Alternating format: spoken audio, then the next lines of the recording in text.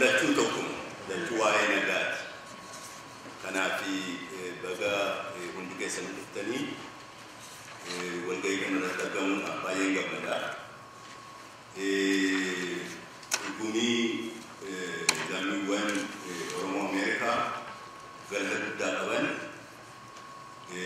والجاي كسيك الديسو سانيتي كوني وان سيل جروب سوجيتا روم ماون والدوني حواسا وان سانو جيتو كمان ديمقراطي كتاسسو هوجي أكاسيفك parti kami bukan dekat garu parti wan tihadani yada sani hawasat hala wal kabajutin wal bajutin yada sani kaitan anjesukun ada demokrasi dalam kesa ana budda takoka namichi Alexis Ditokovic dan jarak gafa kesa biya kesa kan fe سنة ديمقراطية أمريكانية قررت وان هو تكيسا توكو والدولنا كسيجرات هندي ديمقراطية تها وانا كسي يلكمنين مكتفجو يلكمون كن بالي غرات سادا فوق آساني كيسا لجون دندان ورقومي كن يونو هندي دكتور مالك يونو هندي سوچوني مالك كنا أكيساني دكتور أكيساني دكتور isin kadhachuudhaan jalqaba. Gaggabaabseetiin waan amannu waan yaadaa jiru nuti amma sagantaa politikaa dhumatee ragga'e hin qabnu. Yaada sagantaa politikaa ta'uu danda'u ka gangalchaa jirutu jira. Irratti mari'achaa baanee mari'achi namootattis dhiyeessinee yaada Oromoonni qaban funaanaa baanee garuu yaadonni kun akeeka maalii nu rukuchiisu ka jedhu irratti kaa'uu barbaada. Tokko bakka jirurraa of fuuldura kan tarkaanfachiisu qabsoo keenyaaf qabsoo saboota biraa ka hiree murteeffannaa godhamu bakka irra gahamirraa sadarkaa itti aanutti ka tarkaanfachiisu. Tokko akeekii guutuu barbaada. Akeekii guutuu barbaadu lammaffaan habashoota lamaan warra amma aangoorra jiru warra duraan aangoorra ture bu'ee deebi'uu barbaadu isaan kun lachuu yaada qaba. Yaada isaanii kana irra achi daba. Ka isaanii kana irra caalaa ijaaraa ta'e. Ka isaanii kana caalaa saboota hundaafuu furmaata ka akeeku. Isa kana irratti hundeeffamneetu yaadota waan sagantaa politikaa ta'uu danda'an kakaasaa jiru. Kana irrattis mari'achaa baanee baay'een gammadaa akka isinitti dhiyeessuun akka raagachuuf yaadu qeeqa keessan barbaanna, gorsa keessan barbaanna, isarratti hundeeffamneetu caalaa bilcheessinaa. Balbala cufatanii dukkana keessatti warri wal ta'u duwwaa wal haasa'uun gatii qabu. Nama hundaa wajjin mari'atan nama isa gaaffii qabus yaada ofii bal'isuudhaaf gargaaraa. Isa kana qalbiiwwan irratti hundeeffamnee hojjechaa jirruun gaggabaabsee keessa ba'a. Daqiiqaa meeqa qabaa? Danis. Rabbinaa gargaaru jechuudha. Namni duudhaa daqiiqaa deebisan keessatti waan inni haasa'ee fixuu danda'u isinuu meeqan. Tokko waan irraa kaanu. Maalummaa Itoophiyaati. Itoophiyaan gaafa dhalatte empaayer har'as empaayer isa irraa kaanu. Empaayer kan hamma 91tti kan bulchaa ture ka hoogganaa ture afaan Amaaraa dubbatu turan. 91 as warra afaan Tigree dubbatutti dabre. Warra hoogganutu jijjiirame malee maalummaan Itoophiyaan jijjiiramne. Empaayer ta'uun isheen jijjiiramne isa irraa kaanu. Gaafa adda bilisummaa Oromoo bu'uureessines ka irraa taane biyyi kun empaayer ka jedhu irraa kaanu. Sanan adda nu godhu gaafa sana. Dhaabota hafanirraa, dhaabota Oromoo garii akka turanirraa, dhaabota Habashaa irraa adda nu godhee Itoophiyaan empaayer ta'uusee ifatti lafa kaa'achuu إنسون وان وجل وان آني لما كان هدورتي أودا كبات أما مثلا كبات إذا تقولين فايدة دينه غافير متفنن تبا هير متفنن أكا أرأيو كليس أكتره هر أسحق. It is just, it's a just cause. It remains just. The demand for self-determination. Again, in the automatically follow. It answer, Hiremu Tefanano Hika Akamikan Nufidandenia. Hika head to Kenufidandi. Hika Sanatesa in Nibura, in Nihanpuri, Hika Hiremu Tefana, Namonda subjects to run, citizens speaking. Gaf Hiremu Tefana, Kantamada and Kabe, Bulchifaman. Ambala, yookaan lammiidha. Bulchifamaan nama biraatti bulcha. Amba ka jedhamu immoo yookaan lammii akka sagalee akka garama dhagahaa tureetti ka jedhamu mirgoota qaba.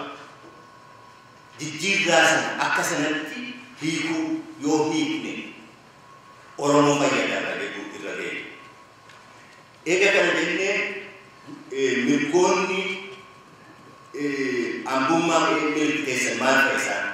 Citizenship rights mal kar isan kana karesi to milga civil man kun sera durat wal kita tahu bifasa gara-gara balfamu hafu kan kana fakka lamma fa milgota politika jaramu dandau filamu yara fi saju sadafa milgota hawasumma inni kun hoji agatu da qarabachu yo wala yo kusatawal anamu mirgabar nota kabachu isan kan kun sadan sirna liberala keessatti baroota dheeroodhaaf beekamaa eega lolli qabbanaawaa dhumee as garuu falamni waa'ee mirgoota hambummaa citizenship rights irratti ka'erraa lama kabiraatti dabalama sunis mirga afaanii fi mirga aadaa.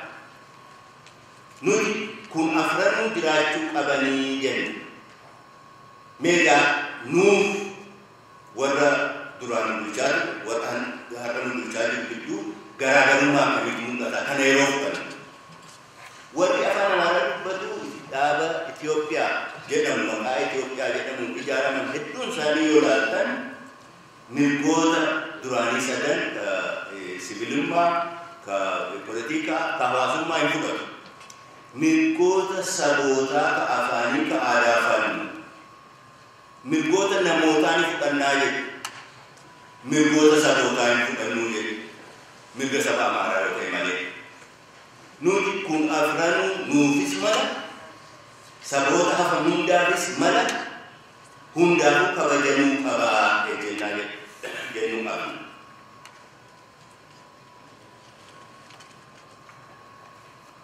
Sanarraa ka'ee waa'ee constitution heera waan heeraatiin dha.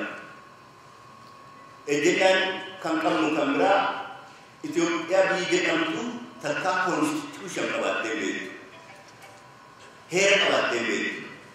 Wanti isheen hagammaa qabaachaa turteef jirtu higga mangistu waan jedhamu.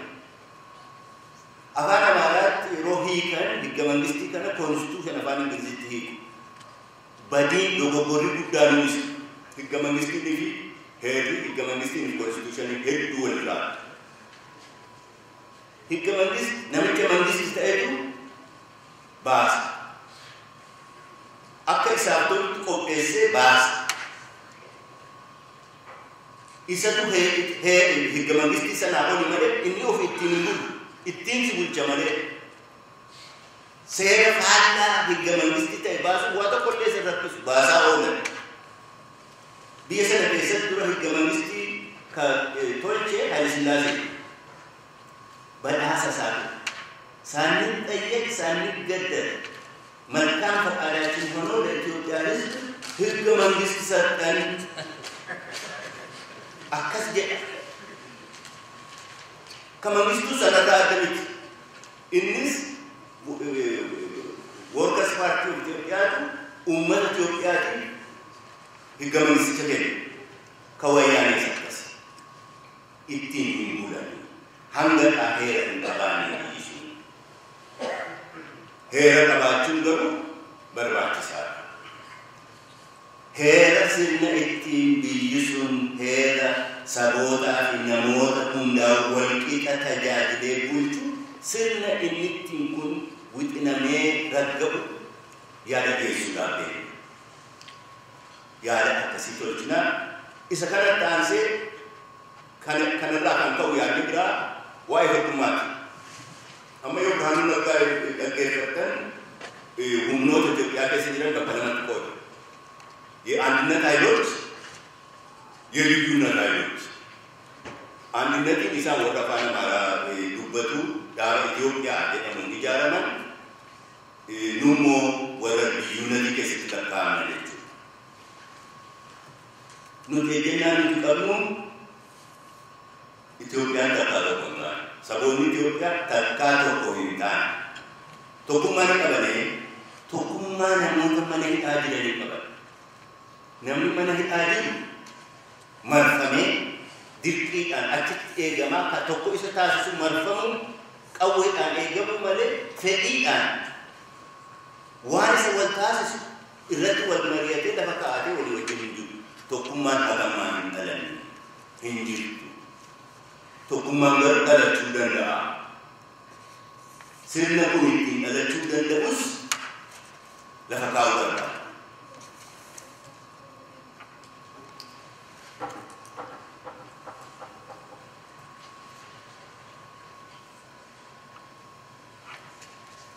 Kan berarti dia sana gapa dia kabarra muda te hanggatis isu di dulu matu ke umatati matu ke umpat adam lo girmaja lo sansi lau bijis kasani namni kasani wan tu di kasani tu wan gapa tamu lo yejun matu ke nusati matu ke mutumati ada daun dan di mutumma kasati lafti kasati namni kasani wa ko matan ko magistu baje yak sadama hatas parti fi mutumman tokkota eli wal sene at bakit dangal adaba kundi hanga kun dirut mo hanga kun akan wal sene dirut demokrasi ke sundana filmati dari ko hi kawin babu oso edanda ameyu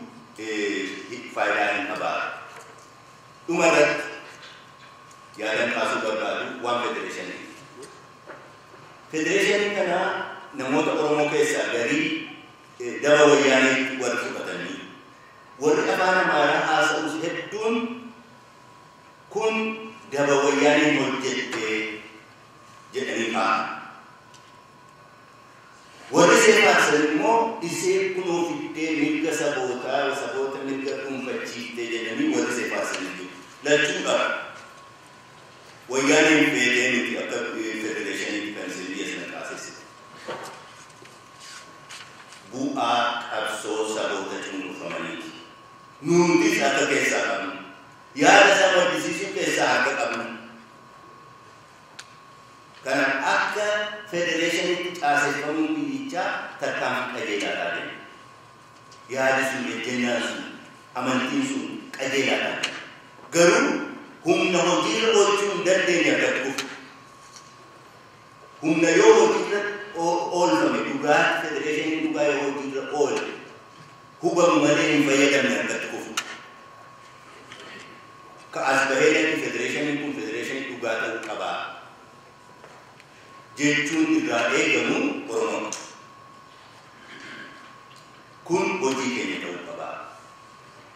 Karena gochun faedaan ini nuuf qabaatu hariiroo tasmaawa gatteenye hojii keenya jennee harka keenya saboota biraa wajjin ijaarran nu dandeessisa. Hariiroo tooftaa qofatti tasmaawa nuti waan sana tarkaanfii ittiin deemnee bakkaan geenyu sana nuti hojjeta malee Oromoon lammata yaamicha namaatiin ibsachuu. Yaamicha namaatiin hin oowwan nutu yaamale yaamuudhaafis yaada isaa kan itti qabnu, fedhii isaa kan itti qabnu, ka sodaa irraa hin qabne nuyi saboota biraatiif hin qabsoomu. Isaan qabsaa'aa. Garuu wajjiniin hojjennee isaanis qe'ee isaaniitti abbaa biyyaa haa ta'an, nutis Oromiyaadhaan abbaa biyyaa taana, abbaa biyyummaan keenya Oromiyaadhaan nuuf kabajamaa, nutu kabajsiifata. Saboonni hundis lama isaanii irratti abbaa biyyummaa isaanii gonfatanii qabaatu. Walitti immoo ka biyyicha waliigalaa irratti abbaa biyyummaa waliin qoodan akkuma lakkoofsa keenyaatii fi akka gumaacha keenya karaa diinagdee, karaa lafaa waan kana fakkaatu irratti hundeeffame. Federeeshiniin bulchiinsa lama gaafa. Bulchiinsa ofii fi bulchiinsa waloo. Self-rule, shared rule. Har'a sirna wayyaanee jalatti bulchiinsi ofiis hin jiru, bulchiinsi waliis hin jiru. Nuti kullachuu walqixa kabajamuu qaba. Kanarratti hundeeffamnee sagantaa politikaa wixinuudhaaf deemnaa, raggaafachuudhaaf deemnaa, labsas ni qopheessinaa. Uummata firaafis diinaafis ejjennaan keenya maal akka ta'e kan ibsu ni qopheessinaa.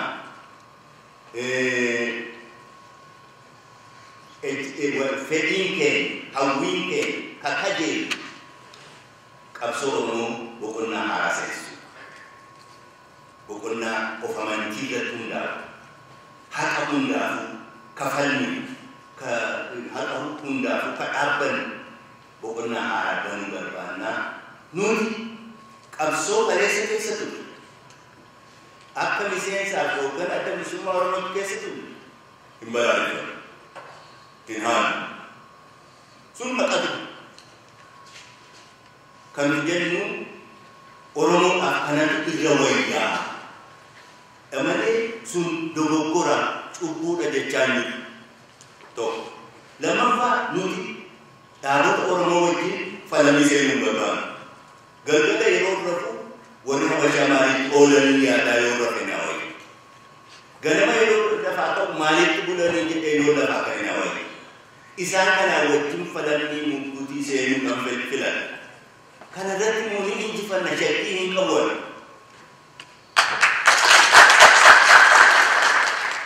Dhuma irratti kana jechuu barbaadu, isin warra asitti argamtan kun hedduu ayyaana baay'ee qabdan, filmaata baay'ee qabdanii. Oromoon bifa garaagaraatiin ijaaramee jira, filachuu qabdan. Manatti galtanii taa'uu, komattanii isaan ofiifuu afaan isaanii tokko hin taane jettanii taa'uudha filadhaa, qabsaawaa, dirqama seenaatis nirra jiru. Ani osoo naatoo hundi keessan osoo waan nuti itti jiru deeggartanii fedhe sun garuu obsaduu ta'a. An hin hiikkatina, hidhannoo keessan hin hiikkatina, jaarama, socho'aa, filmaata baay'ee qabdanii warra jiran keessaa filadhaa nagaan oolaa fidadhaa.